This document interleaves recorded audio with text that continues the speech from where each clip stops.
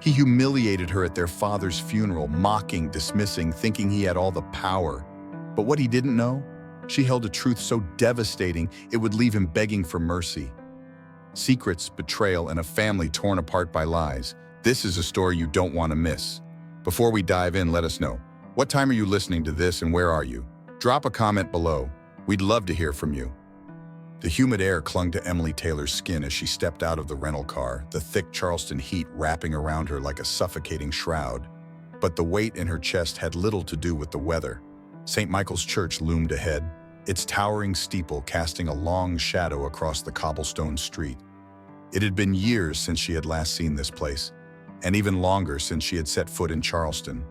Yet here she was, drawn back not by nostalgia, not by family, but by obligation.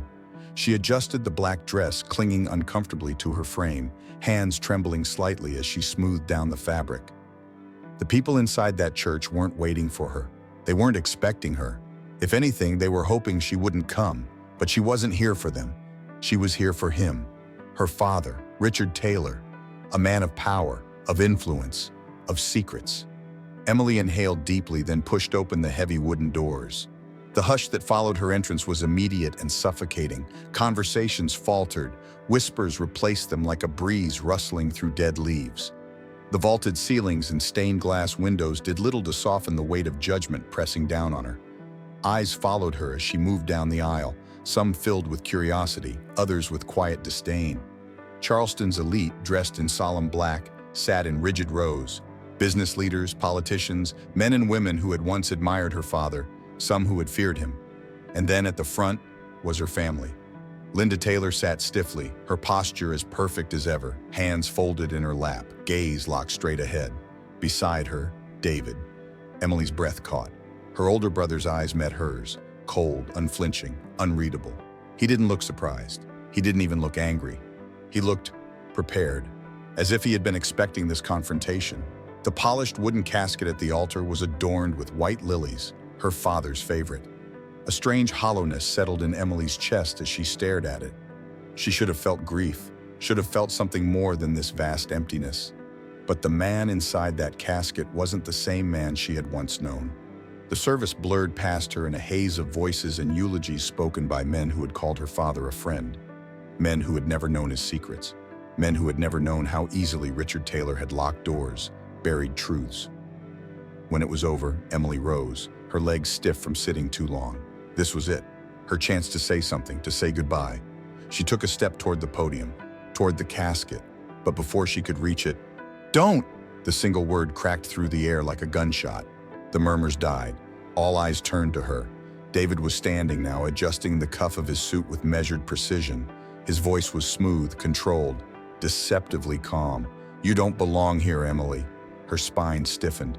"I have every right to be here." David tilted his head slightly, a ghost of a smirk playing on his lips. "Do you?" His voice lowered just enough so that only she could hear.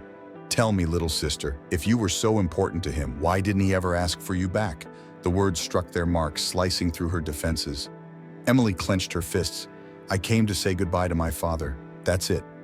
David exhaled softly, a quiet, humorless laugh. "Dad made his choices, Emily. And if he wanted you to be a part of this family, you would have known." There it was, the dismissal, the exclusion. Her mother didn't move, didn't even acknowledge the conversation. She remained perfectly composed, eyes still fixed on the altar, as if she hadn't heard a thing. Emily's stomach twisted. It was always like this, David dictated. Linda obeyed. And Emily? She had learned long ago that in this family, silence was survival. She should have let it go, should have walked away. But then a voice from the crowd. "Miss Taylor." She turned. A man she didn't recognize was watching her, older, gray-haired, dressed in a dark suit. His expression was unreadable. "Did you ever receive what your father left for you?" The words hit her like a punch to the stomach. Emily blinked. "What?" The man studied her carefully, as if searching for something in her face. "Your father wanted you to have something, but I assume, based on your reaction, you never received it." The room around her seemed to shift, tilt slightly. She turned back to David. Her brother's expression was neutral, impassive, too impassive. "What is he talking about?" she asked. David didn't answer. The silence stretched between them, thick and suffocating. Emily reached for the locket around her neck, fingers brushing over the worn gold, a gift from her father when she was a child, the only thing of his she had ever kept. Had there been something more? Had he left her something else? And if so, why hadn't she received it? A chill crawled up her spine. There was something missing, something David didn't want her to find out. Emily clenched her fists. If her father had left her something, if there was one last secret buried beneath his carefully constructed life, she would find it, and she wouldn't let David stop her. The Taylor estate loomed in the fading twilight, its grand colonial facade bathed in hues of gold and crimson. Towering white columns framed the sprawling mansion, a monument to wealth, legacy, and control. But tonight, beneath its polished veneer of tradition, something far more insidious lurked. Emily stepped onto the cobblestone driveway, pausing for just a moment. She had grown up here, yet as she stared up at the house, she realized how foreign it felt, how foreign she felt. Everything was exactly as it had always been. The perfectly manicured gardens, the heavy oak doors, the warm glow of the chandelier spilling onto the front porch. Nothing had changed, except her. The last time she had been here, she was barely 20, running from a life that had never truly been hers. And now, she was back, not as a daughter returning home, but as an intruder trespassing on old ghosts. She took a breath and stepped forward. The moment she entered, the room hushed. Conversations tapered off, heads turned, gazes swept over her like a silent judgment. The weight of their scrutiny pressed against her, heavier than the humid Charleston air. She knew what they were thinking. Emily Taylor, the daughter who left, the one who didn't belong. Charleston's elite filled the grand sitting room, their black attire impeccable, their sorrow neatly curated for the occasion. Business moguls, politicians, socialites, figures who had spent years orbiting around Richard Taylor, basking in his influence. They weren't just here to grieve. They were here to watch, to assess, to determine what his death meant for them. She ignored them and kept walking. David stood near the fireplace, his presence commanding as ever, flanked by men in dark suits who listened intently as he spoke. He didn't look up immediately, as if acknowledging her would be beneath him, but Emily knew better. She felt the moment he registered her presence, the subtle shift in his stance, the tightening of his jaw. A king among his court, aware that a challenger had just entered his domain. Her mother, Linda, sat on the velvet sofa as poised as ever. A china teacup rested in her delicate fingers, her lips barely brushing the rim as she listened to the murmurs of the women around her. When her gaze met Emily's, it was unreadable. Not cold, not warm, just distant. Emily's stomach twisted. She should have never come. She forced herself to turn away, her eyes scanning the room, until she saw a familiar figure standing near the hallway. Miss Taylor, Henry Walker, the longtime caretaker of the estate, a fixture of her childhood. His face had aged, the lines around his mouth deeper, but his expression was the same, steady, reserved, unreadable. Emily stepped toward him, keeping her voice low. "Henry, I need to ask you something." He glanced toward David, then back at her. A hesitation, brief but telling. "Not here," he murmured. "Follow me." Henry led her down a dimly lit corridor, away from the murmuring crowd, past heavy doors and oil paintings of long-dead Taylors. They reached the library, her father's sanctuary. Emily stepped inside, inhaling the familiar scent of aged whiskey and old leather-bound books. The fire crackled softly in the hearth, casting flickering shadows across the mahogany walls.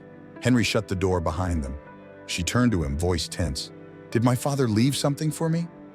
A flicker of something crossed his face. Not surprise, not doubt, guilt. "Yes," he admitted. "But you were never meant to receive it." Her pulse quickened. "What do you mean?" Henry exhaled heavily, rubbing a hand over his jaw. "Your father wrote you a letter. He wanted you to have it after he passed, but David took it before I could give it to you." The air seemed to thin around her. "He took it?" Henry's jaw tightened. "He didn't want you to see what was inside." Emily felt her body go rigid. The confrontation at the funeral, the way David had dismissed her so easily. It wasn't just about resentment. It was about control. It was about hiding something. A slow, seething anger coiled in her chest. She turned on her heel and stormed out of the library. David was still by the fireplace when she found him, still deep in conversation, still playing his role with effortless ease. Emily didn't hesitate. She marched up to him, ignoring the wary glances, ignoring the way the murmurs dimmed as she approached. "I need to talk to you," she said, her voice cutting through the room like a blade. David barely looked at her. "Not now." "I wasn't asking." A ripple of tension spread through the crowd. Heads turned, eyes flickered between them. David exhaled sharply and turned to face her, his expression cool and composed. "What the hell are you doing?" he muttered under his breath. Emily folded her arms. "Where's the letter?" His expression didn't change. "What letter?" "Don't play games with me, David." Her voice was steel now. "The one Dad wrote for me, the one you stole." For a fraction of a second, something flickered in his gaze, annoyance, maybe even frustration. But then, it was gone. His lips curled into a smirk. "Dad didn't leave anything for you, Emily." She took a step closer, refusing to back down. "Then why did you take it?" Silence stretched between them, thick and suffocating. David leaned in slightly, his voice barely above a whisper. "You left this family a long time ago. You don't get to come back now and act like you were ever part of it." Her nails dug into her palms. "That letter was meant for me." David tilted his head, smirking. "If Dad wanted you to have it, he would have made sure you got it."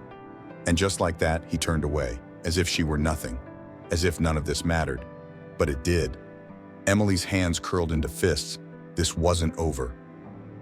As she moved toward the exit, her phone vibrated against her palm. She pulled it out, frowning at the unknown number flashing across the screen. She hesitated, then answered. "Hello?" A woman's voice, low, deliberate. "If you want to know the truth," the caller said, "meet me tomorrow." Emily's breath caught.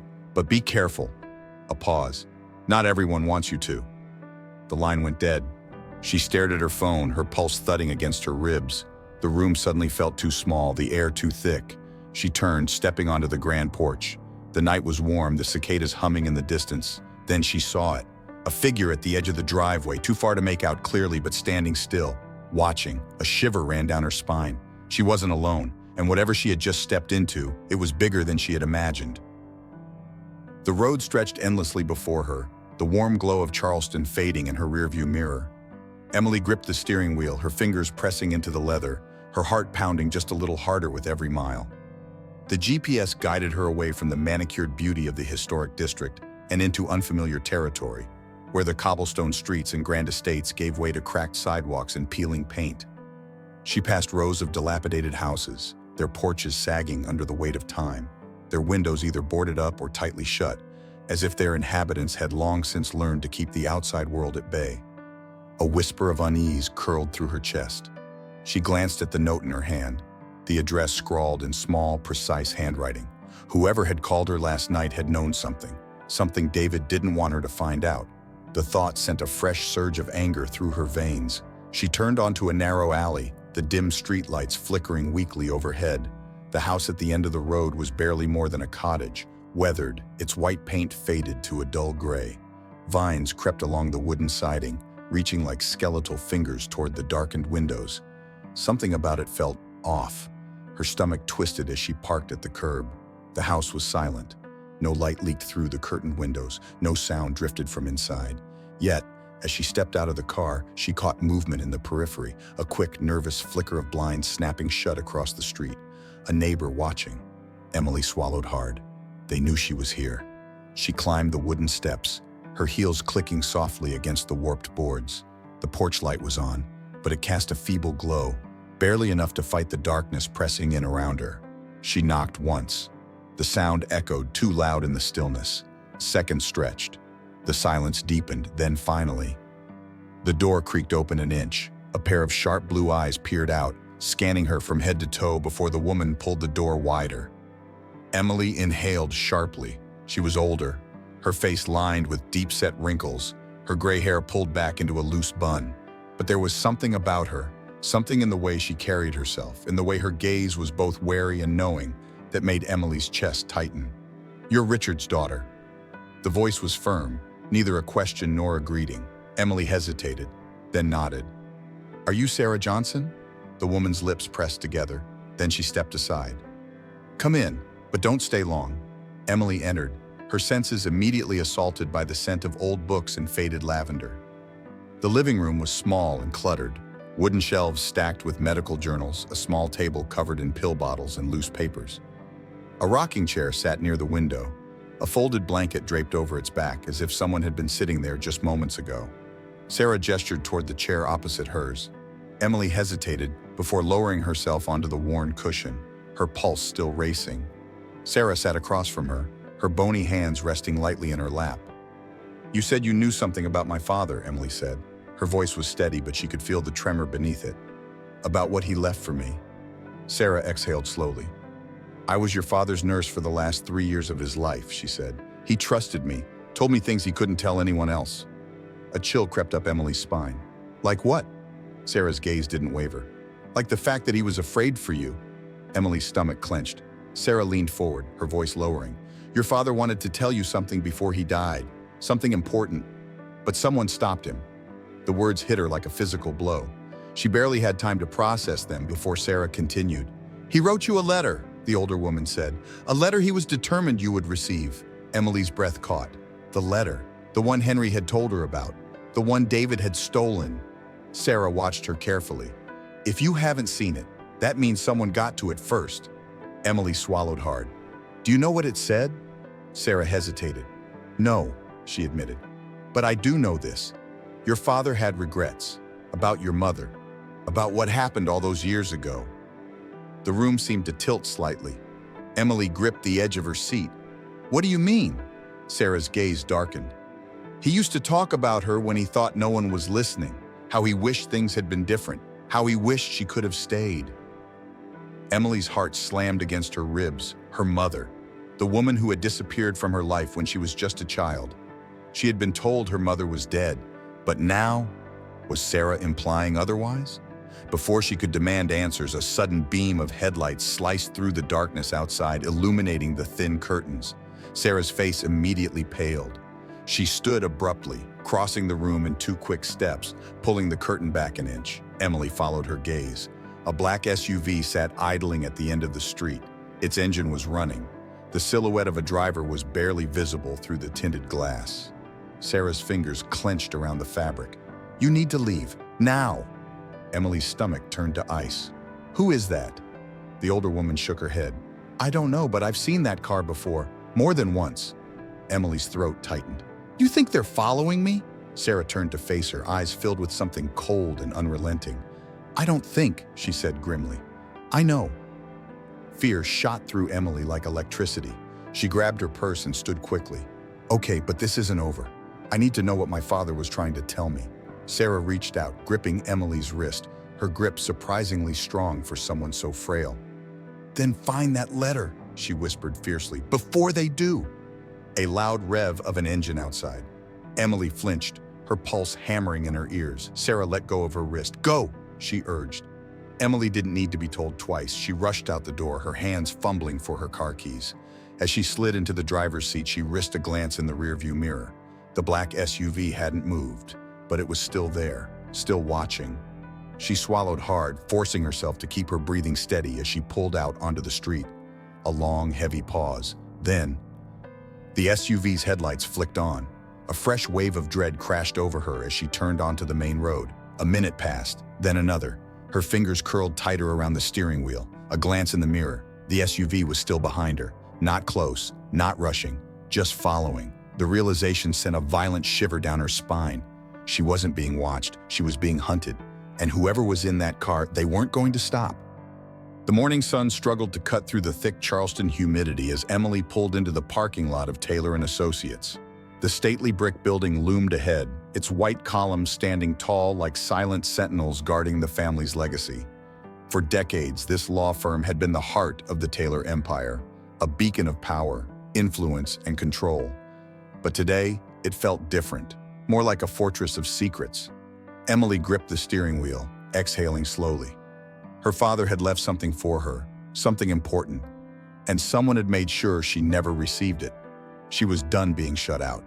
She stepped out of the car, adjusting her sunglasses, forcing herself to move with purpose.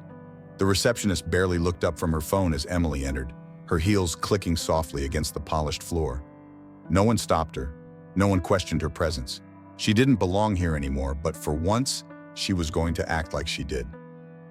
David's office was on the second floor, tucked away in the farthest corner, a place designed for quiet authority. The hallway was empty, the hum of a nearby printer the only sound breaking the silence. Her pulse quickened as she reached for the door handle, expecting resistance, but it turned easily in her grasp. She slipped inside, closing the door behind her, letting out a breath she hadn't realized she was holding. The office was pristine. Dark wood furniture, meticulously arranged bookshelves, not a single paper out of place. A room that reflected its owner. Emily moved quickly, her hands skimming over the desk, pulling open drawers, flipping through files. Nothing. Her frustration mounted. If David had hidden something, he wouldn't have made it easy to find. Then her eyes caught something. A locked drawer. Her breath hitched as she crouched down, tugging at the handle. It didn't budge. Her gaze darted across the desk until she spotted it. A small key tray. A single silver key sat inside. Her fingers trembled slightly as she picked it up. She slid the key into the lock, heart pounding. A soft click. The drawer slid open. Inside was a single envelope, its edges yellowed with time. Her name was written across the front, in her father's handwriting. A lump formed in her throat as she reached for it, her fingers brushing over the ink as if she could somehow feel the weight of his presence.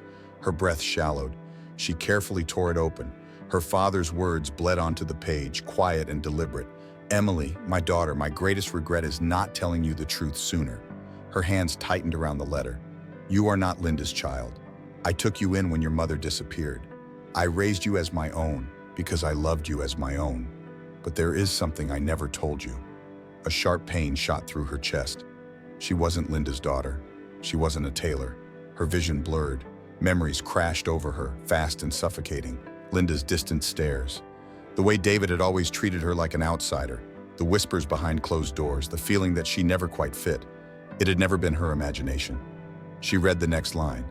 "Emily, your mother did not die." Her breath hitched. A sharp inhale cut through the silence. Her own. She looked up and froze.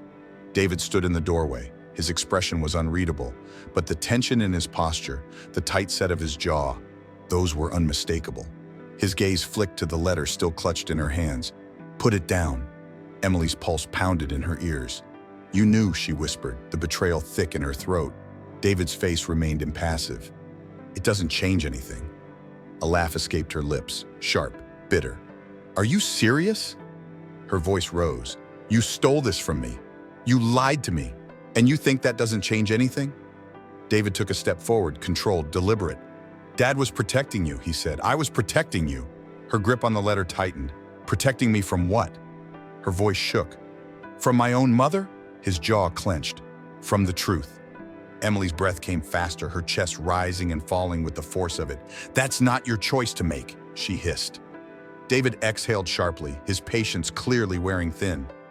"Emily, this isn't a game. You don't know what you're getting yourself into. If you keep digging, you won't like what you find." Something in his tone sent a chill skittering down her spine. She stepped closer, refusing to back down. "Then why are you so afraid of me finding out?" A muscle twitched in his jaw. He had no answer. Instead, in one swift motion, he lunged forward and snatched the letter from her hands. "No!" she shouted, reaching for it. But he was faster. He stepped back and ripped it in half. Emily gasped, watching in horror as the pieces fluttered to the floor. David's voice was eerily calm.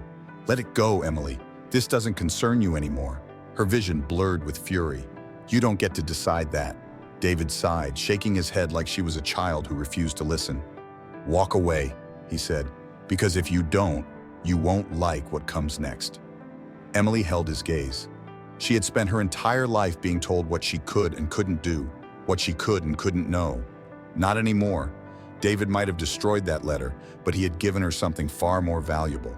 Proof. Her mother was alive, and now she was going to find her. The streets of Charleston were eerily silent as Emily drove up the long driveway of the Taylor estate. The sun dipped low on the horizon, drenching the sky in gold and crimson, but the warmth never reached her. This place had never felt like home. She parked, gripping the steering wheel so tightly her knuckles ached. The weight of the past 24 hours sat heavy on her chest. Her father wasn't her biological father. Her mother wasn't dead, and David had known. Emily exhaled, steadying herself. She wasn't here to confront David, not yet. She needed more than a letter, more than his dismissals and half-truths. She needed proof. The guest house had once been a place of quiet dignity, a home for the estate's most trusted staff. Now, it stood frozen in time, forgotten by everyone, except one man. She knocked twice before the door creaked open. Henry Walker stood before her, his frame slightly hunched with age, but his sharp eyes still piercing. He studied her for a long moment before stepping aside. "I was wondering when you'd come, Miss Emily," he said. She entered, the scent of aged wood and old cigar smoke wrapping around her. The dim room was cluttered but orderly, filled with relics of another era, faded books, old newspapers, a single framed photo of a woman long gone. Henry motioned to the worn armchair across from his. "You want the truth?"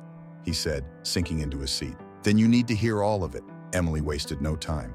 "Tell me about my mother. Tell me why David is so desperate to keep me from finding her." Henry let out a long sigh, rubbing his chin. "Because if you find her, you'll find out what really happened all those years ago, and there are people who don't want that." She swallowed hard. "Who?" Henry hesitated.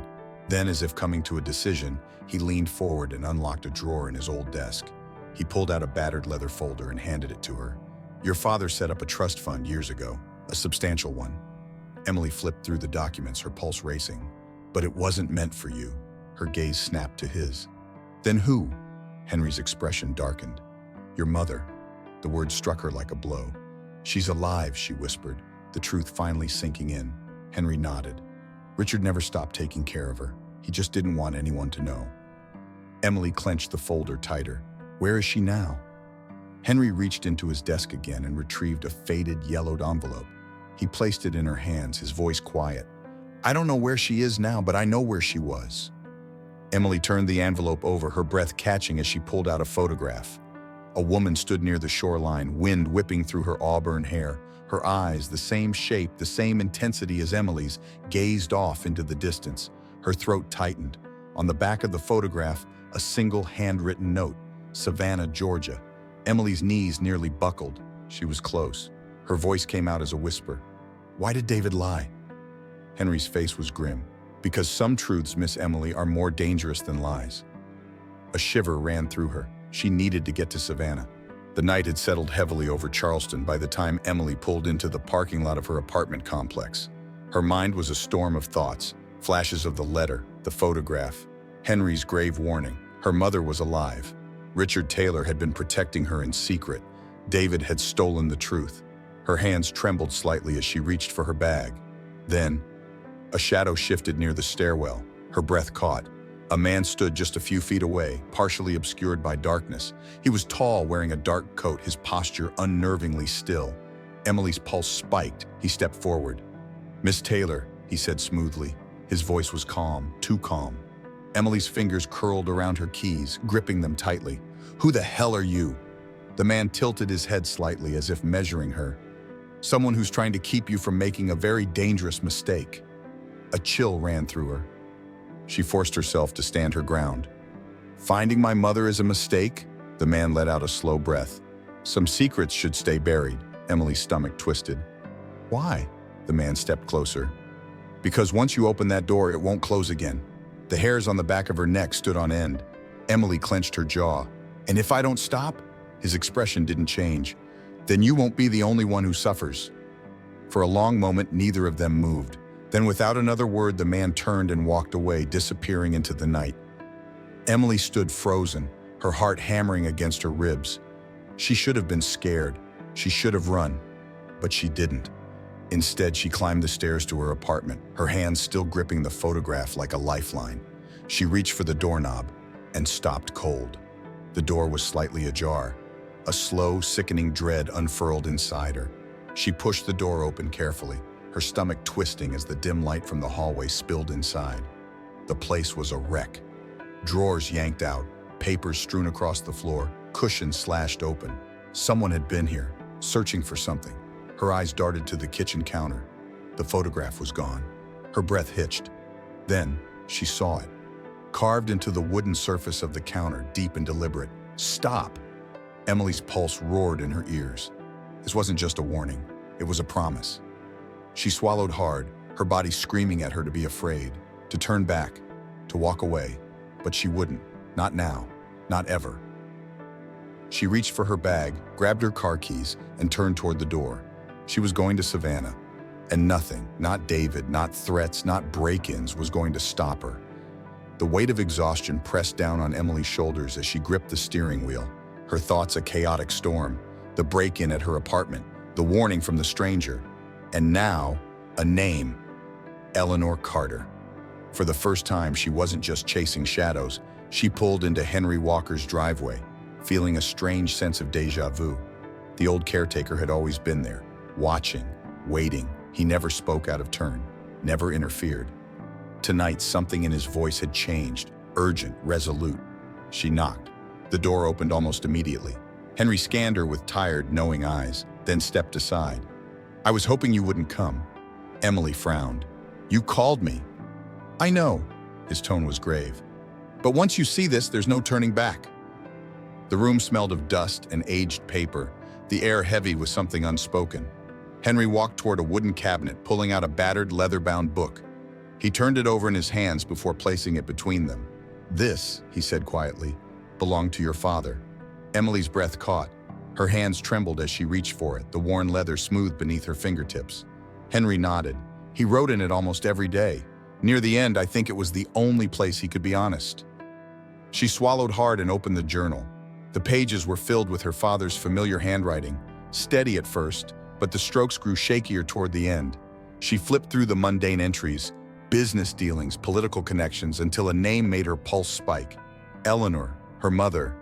Emily's breath shallowed as she scanned the pages. Eleanor doesn't deserve this. I should have fought harder. I should have never let her go. Her chest ached as she turned another page. David believes I made the right choice. That keeping Emily in our world, the Taylor world, was the best thing for her. But was it? Was it really? Her father's words felt like knives. I told Eleanor I would protect her. I failed. And Emily, if she ever learns the truth, will she ever forgive me? The words blurred as Emily's hands clenched the edges of the pages. Then the last, most damning entry. Eleanor was never meant to leave, but they made her. Emily's breath hitched. She looked up. Who made her leave? Henry's face was grim. Your father never wrote that part down. Emily's mind raced. Had it been David, Linda, someone else? For years, she had felt like an outsider in her own family. Now, she knew why. Her stomach twisted, bile rising in her throat. She slammed the journal shut. I need to find her, Henry sighed. I knew you'd say that. She looked up at him. Are you going to try to stop me? His lips twitched in something almost like a smile. No, I'm going to help you. Before she could say another word, her phone buzzed violently in her pocket. She pulled it out, frowning at the unknown number flashing on the screen. Her stomach twisted as she answered. Hello? A frantic voice filled her ear. Emily, it's Sarah. Emily's grip on the phone tightened. Sarah, what's wrong? Heavy breathing, a noise that sounded like a struggle, then a crash. Emily's blood ran cold. Sarah, she shouted. A pained whisper crackled through the speaker. No. Emily shot to her feet. Who? Sarah, who knows? More ragged breathing, then a final gasping warning. Don't trust. The line went dead. Emily's entire body went numb. Henry was already grabbing his coat. Where is she? The hospital. They were out the door before Emily could fully process what had just happened. The emergency room was a blur of sterile white walls and hushed voices. Emily stormed through the doors, heading straight for the front desk. Sarah Johnson, she was brought in. Where is she? The nurse barely looked up. Are you family? Yes. The lie slipped out before Emily could think about it. The nurse hesitated, then gestured toward a private room down the hall. She's in critical condition. Doctor's with her now. Emily didn't wait. She pushed through the doors and nearly stopped breathing. Sarah lay pale against the white sheets, an oxygen mask over her face. Bruises darkened her arms, a bandage wrapped around her forehead. She looked so small, so fragile. Emily approached slowly, her hands trembling as she reached for Sarah's. The older woman's eyes fluttered open. Emily leaned in. Sarah, it's me. What happened? Who did this? Sarah's eyes filled with fear. She tried to speak, her voice barely above a whisper. Emily leaned closer, desperate to hear. Then, your mother, she's not dead. Emily's breath caught. Sarah swallowed, her grip tightening around Emily's fingers. But she doesn't want you to find her. Emily froze. The words hit her harder than she expected. Not can't find her, not don't know where she is. But she doesn't want to be found. The room tilted. Her mother was alive, and she didn't want Emily to find her. Why? Before Emily could ask, Sarah's eyes rolled back. The monitor beside her began to beep wildly. Doctors rushed in. Emily was shoved backward as a nurse barked orders. She stumbled out of the room, dazed, her mind reeling. She had spent her entire life believing her mother was gone. And now, in the span of 24 hours, she had discovered two horrifying truths. 1, her mother was alive. 2, she wanted nothing to do with her. Emily staggered down the hall, the weight of it all pressing on her like a vice. Then, from the corner of her eye, she caught something. A man in a dark suit standing near the exit, watching her. When she turned to look, he was already gone. Emily's stomach twisted with dread. She had to get to Savannah, and she had to do it fast. The highway stretched endlessly before Emily as she crossed the state line into Georgia. She gripped the steering wheel so tightly her knuckles turned white. The air outside was thick with humidity, the early afternoon sun casting harsh rays across the road, but she barely noticed. Her mind was locked on the name, the one from her father's journal, the one Henry had whispered with hesitation. Eleanor Carter, her mother. She should have felt excitement, anticipation, but all she felt was dread. Her phone buzzed on the passenger seat. The screen flashed. Her mother's number. Not Eleanor. Linda. Emily clenched her jaw and hit accept. Emily! Linda's voice was sharp, urgent. Turn around, come home now. Emily let out a hollow laugh. Now you want to talk? Where was this concern the past 20 years? I mean it, Linda snapped. You're chasing ghosts, Emily. If you keep going, you will regret it. Emily swallowed the lump in her throat, fighting the storm inside her. Why? She demanded. Why are you so afraid of me finding her? Silence, then a quiet, measured response. Because you won't like what you find. Emily tightened her grip on the wheel. I'm not turning back, Linda exhaled sharply. You're making a mistake. The call disconnected. Emily tossed the phone aside, her heart slamming against her ribs. She pressed harder on the gas.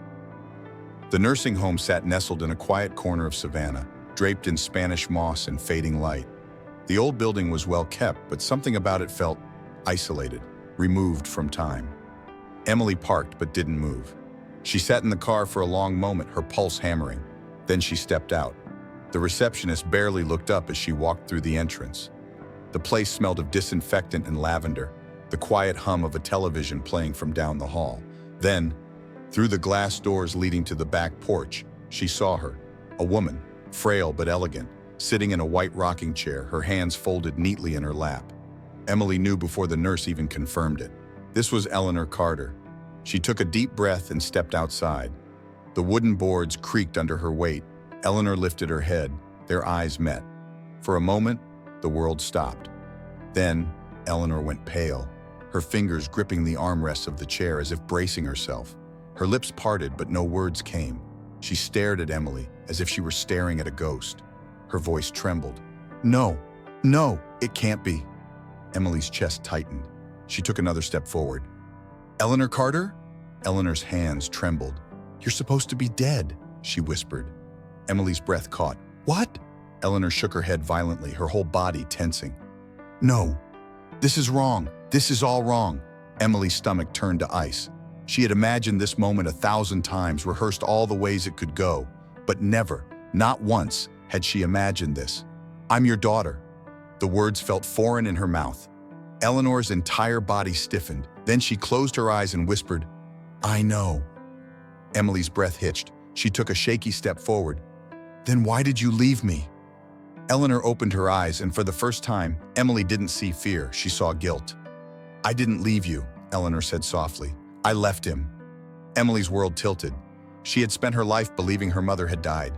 Then she learned that Eleanor had been forced away, and now she was telling her that she had chosen to leave. I don't understand, Emily said, her voice hoarse. Eleanor let out a shaky breath. I had to go, for your sake. It was better that way. Emily's hands curled into fists. Better for who? Eleanor looked away, staring into the trees beyond the porch. Then she whispered, Emily, Richard Taylor was not your father. The world stopped. Emily swayed, ears ringing. Not your father. No, that couldn't be right. She had his last name. She had lived in his house. He had raised her, loved her. Eleanor turned back, tears glistening in her eyes. I loved Richard, but you weren't his. And when he found out, he still kept you. He chose you, but it wasn't safe. Not for me, not for you. Emily staggered back, air rushing from her lungs. Her father wasn't her father. Her entire life was a lie. She opened her mouth to demand more, to scream, to do something. But then, crack! A gunshot tore through the quiet air.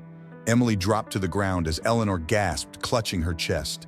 A red bloom spread across her white cardigan. Emily's scream shattered the silence. She lunged forward, catching Eleanor just as she slumped forward in the chair. "No, no, no, stay with me." Eleanor's fingers gripped Emily's arm, her lips trembling. Her eyes locked onto Emily's, desperate, terrified. She tried to speak, but the words wouldn't come. Then her grip loosened. Emily's heart broke. She whipped around, searching for the shooter. But there was no one, just the trees, just the silence. Footsteps, someone running. Emily looked up just in time to see a shadow disappearing into the trees. Her mind screamed at her to chase them, but Eleanor was dying in her arms. Tears blurred her vision as she pressed her hands to the wound, her voice shaking. "Help! Somebody help!" Blood soaked through her fingers. Eleanor's lips moved.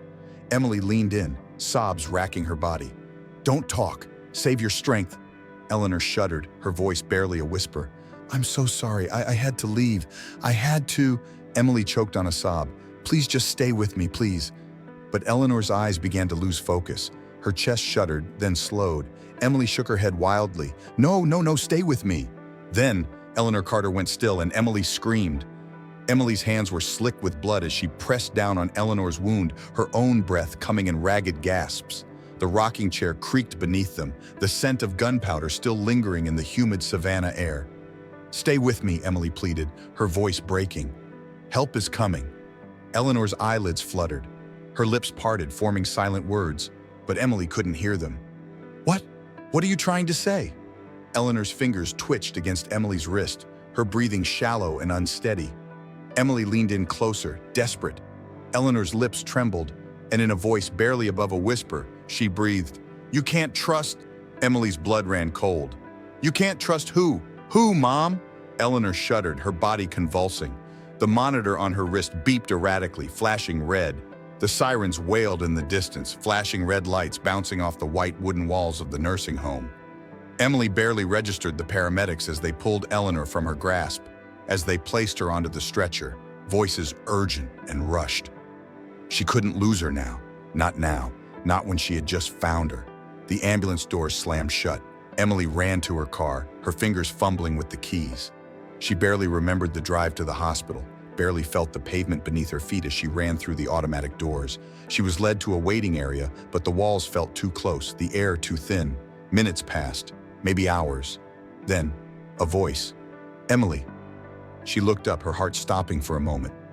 David stood a few feet away, his suit pristine, his expression furious, her stomach twisted. Of course he was here.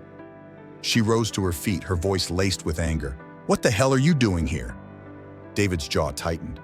"That's my question for you. What the hell did you do?" Emily let out a hollow laugh. "Oh, I don't know, David. Maybe I just uncovered a lifetime of lies. Maybe I just met my real mother for the first time.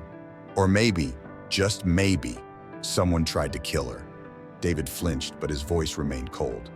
"This is exactly why I told you to stop digging. You should have left it alone," Emily snapped.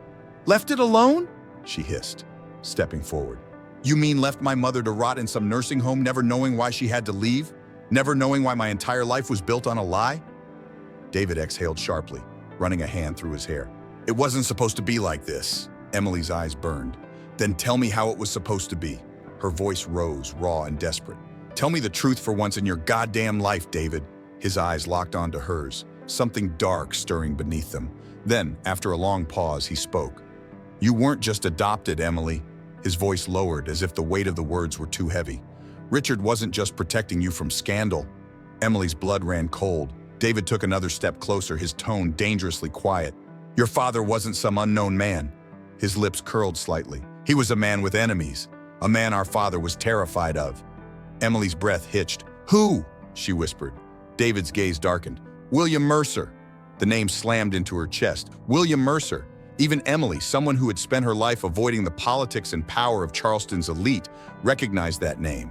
A billionaire financier, a ruthless businessman, known for his cold, calculating deals. His name had been whispered in scandals, in power plays, in backroom deals that destroyed careers and fortunes alike. And apparently, he was her father. Emily took a staggering step back, her hands trembling. "No." David's voice softened, but there was no kindness in it. "Yes, and if he ever found out about you, If the wrong people ever found out about you, David's voice lowered to a whisper, you wouldn't be standing here right now. Emily couldn't breathe. Her mother hadn't left because she didn't love her.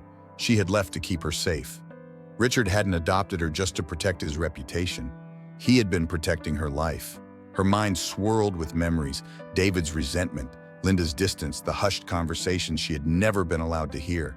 And suddenly everything made sense. Emily's hands curled into fists. You knew, she whispered, her voice shaking. You knew the entire time. David's jaw clenched. I did what I had to do. Emily let out a sharp, humorless laugh. You stole a letter from our dying father. You let me believe I had no mother, and you kept me in the dark about my own bloodline. Her chest heaved, her anger boiling beneath the surface. What exactly did you have to do, David? Her voice dropped, dangerous. What were you so afraid of? David exhaled, his face unreadable. I was afraid you'd do exactly what you're doing now. His voice hardened. That you'd go looking for answers and put yourself right in the crosshairs of people who don't want you to exist. Emily's heart pounded. Before she could respond, a nurse rushed into the waiting area. Her face was pale. Miss Taylor, your mother, she's in surgery, but we need you to fill out some paperwork. Emily nodded quickly, following the nurse down the hallway. But even as she moved, her mind was elsewhere. If someone had shot Eleanor, they had done it for a reason, and that meant Emily was next. Hours later, after she had spoken to the doctors, after she had signed the endless pages of paperwork, Emily stepped outside into the cold night air. Her mind was a storm. David's words echoed in her skull, but she couldn't focus. She needed air, space, anything to stop herself from falling apart. The hospital parking lot was quiet. The lights buzzed overhead, flickering faintly. Then a shadow moved. Emily's breath caught. A man stood near the edge of the lot, just beyond the street lamp's glow. Watching her, her pulse spiked. She took a step back, her hand slipping into her bag, reaching for her phone. The man didn't move. He just stood there, waiting. Emily turned on her heel and walked away, her heart hammering against her ribs. She didn't need a name to know what he was, a warning, a threat. And if she wasn't careful, her future. The phone rang just as Emily stepped into her hotel room. She hesitated, her fingers hovering over the screen. Unknown caller. Her stomach twisted. She already knew this wasn't a wrong number. With a deep breath, she pressed accept and brought the phone to her ear. Silence. Then, Emily Taylor, a distorted voice greeted her. Male, unfamiliar, cold. She said nothing. The voice continued, unhurried, deliberate. If you keep pushing, you won't have the chance to regret it. Emily's grip on the phone tightened. Who the hell is this? A low chuckle. I'm the one who keeps things buried, the voice said smoothly. And if you don't stop, I'll bury you too, just like I did your mother. A chill crawled down her spine. Emily's breath caught. You're lying. A pause, then a soft, amused whisper. Are you willing to bet your life on that? Click. The line went dead. Emily stood frozen, the weight of the threat settling over her like a suffocating blanket. She closed her eyes, inhaled shakily. Then, she did the one thing they didn't expect. She called her lawyer. The courtroom smelled like old books and tension, the kind of place where power was negotiated, not won. David sat at the defense table, dressed in an impeccable navy suit, but there was tension in his shoulders, a stiffness in his posture. Emily watched from the gallery as the judge flipped through documents detailing financial discrepancies in the Taylor estate, hidden assets, fraudulent transfers, the kind of corruption that didn't just happen by accident. She should have felt some satisfaction in seeing David finally answer for his crimes, but all she felt was exhaustion. David had spent his entire life protecting the family name, burying truths, manipulating narratives, and now it was burying him. The prosecution's lawyer rose. Mr. Taylor, are you aware that key financial records were removed from the estate archives after your father's death? David's jaw tightened. I had no involvement in that. A pause. Then, but you knew about it. Silence. David's hands curled into fists on the table. I did what I had to do. Emily exhaled slowly. For the first time, David had no way out.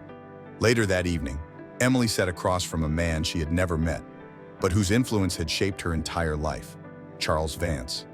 He was a close associate of William Mercer.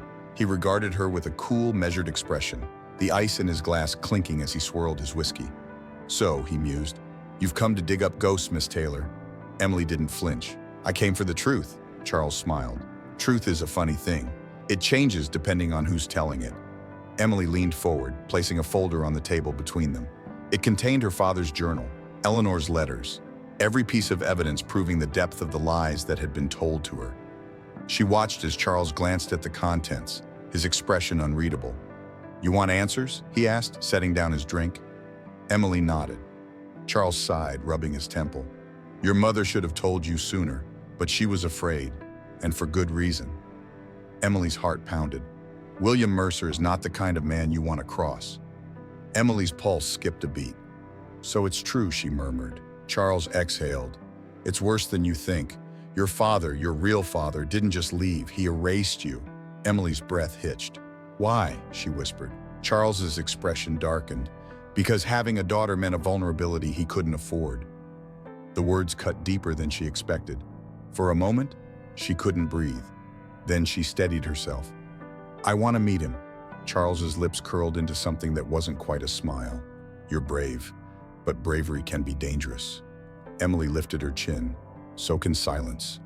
Charles studied her for a long moment, then he nodded. "I'll set up the meeting." As she stepped out of the office, the night air cool against her flushed skin, a familiar figure was waiting for her. David. He stood against a street lamp, his face partially shadowed, his expression unreadable. Emily's stomach twisted. He pushed off the post and stepped closer. For the first time in her life, he looked afraid. His voice was low, urgent. "Emily, listen to me. I don't care what you think of me. I don't care if you hate me, but you need to be careful."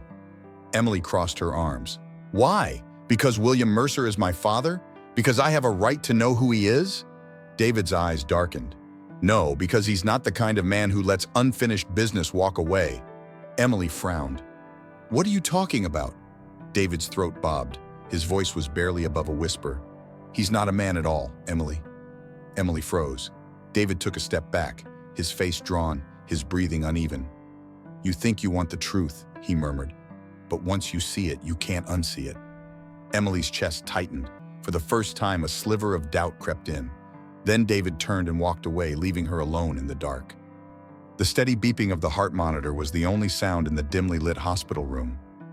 Emily sat beside Eleanor's bed, watching the frail rise and fall of her mother's chest. The bruises around her wound were dark and angry, a cruel reminder of the violence that had followed them both. Her fingers lightly traced the back of Eleanor's hand, the skin paper-thin and cold. For the first time, Emily wasn't searching for answers. She had them now, and the truth, as painful as it was, no longer scared her. Eleanor stirred, her eyelids fluttering open. Emily leaned closer. "Mom?" A faint smile curved Eleanor's lips. "You're still here." Emily squeezed her hand gently. "I'm not going anywhere." A tear slipped from Eleanor's eye. "I'm sorry, Emily," she whispered, her voice weaker than before. "For everything, for leaving, for letting you grow up without me. But I didn't have a choice." Emily swallowed back the lump in her throat. For so long she had carried anger, the bitterness of feeling abandoned.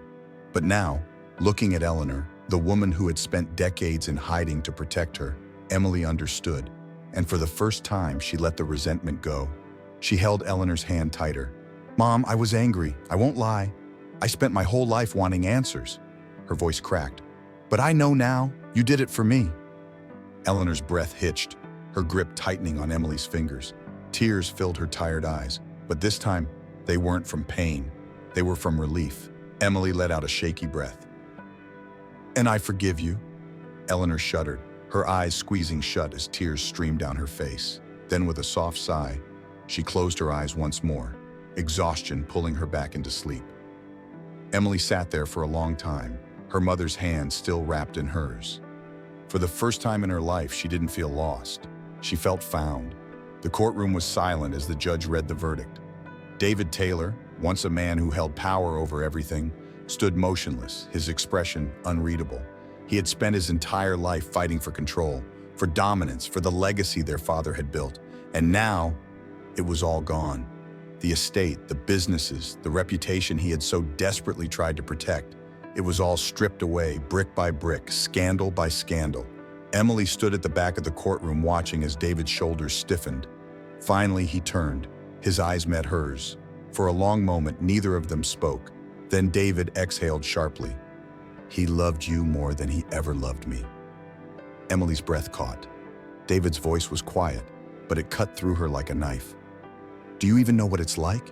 To be the son he wanted to be proud of, but never quite enough? To watch him give everything to you, the daughter who wasn't even his by blood?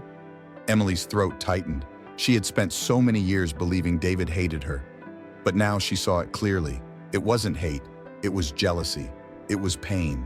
The same pain she had carried all these years. Her voice was soft. He did love you, David. He just didn't know how to show it the way you needed. David let out a humorless laugh. Yeah? Well, that doesn't change anything, does it? Emily's chest ached, but she knew there was nothing more to say. Some wounds ran too deep, and some people, no matter how much you wanted them to change, never would. David glanced at the judge, then back at her one last time. Goodbye, Emily.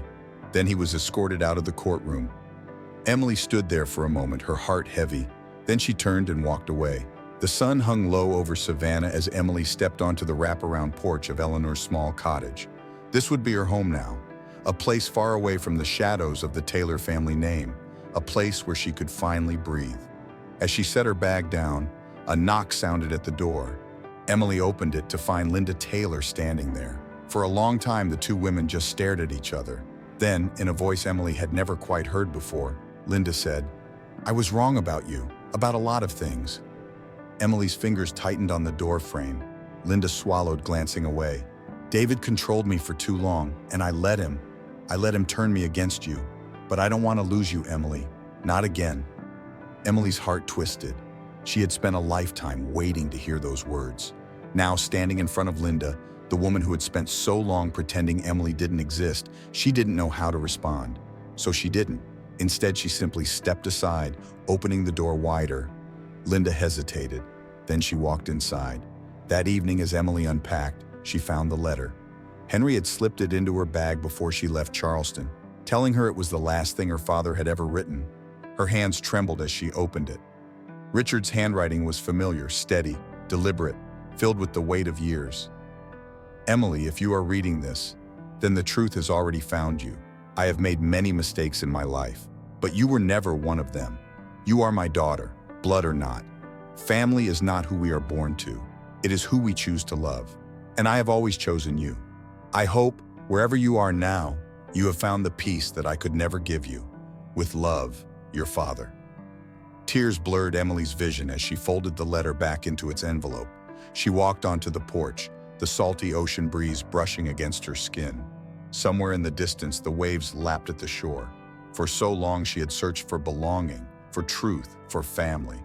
And now, standing beneath the vast open sky, with the letter pressed against her chest, she had finally found it.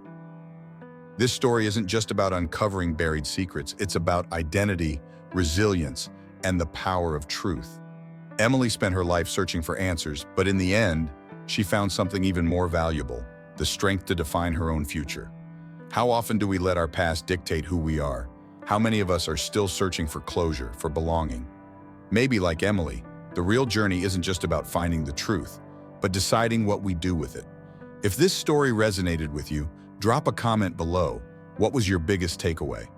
And don't forget to like, subscribe, and hit that notification bell so you never miss another story that keeps you on the edge of your seat. Because sometimes the truth isn't just something we uncover, it's something we choose to face.